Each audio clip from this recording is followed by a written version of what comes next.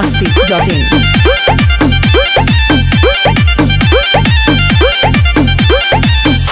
भरसावन नजहरी के सोझा जानी आई है, हो सके तो धनी नई हरवे चली जाई है। ए हो भरसावन नजहरी के सोझा जानी आई है, हो सके तो धनी नई हर चली जाई है। हो महादेव के शरणिया में कुछ दिन रहा। बाबू ये क्या कर रहे हो? महादेव की भक्ति।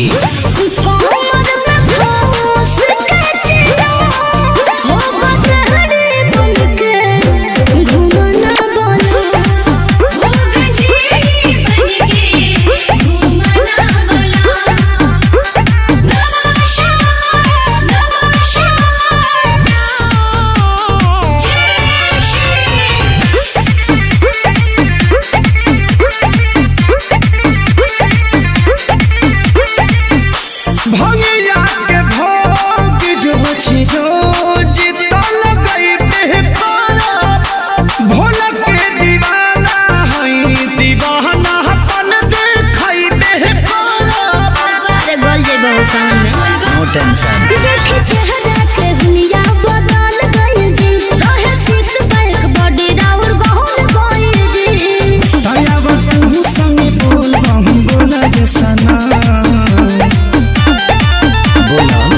आपकी चिंता हो रही है, आप समझते क्यों नहीं है? फिक्र मत कर।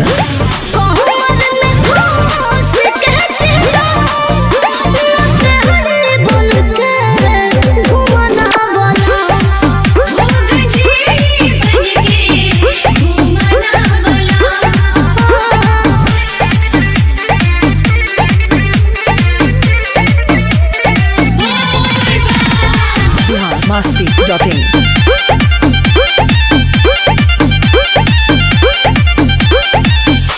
अखिलेश रतन के देखी तन से न साधारण बूझो, भगत के बनासा भूल दासा के तू कारण बूझो।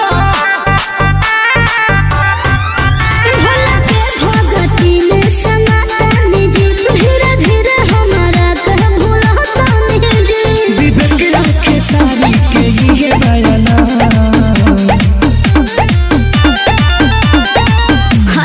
भक्ति में पगला ला जी, पागले भक्ति करेला।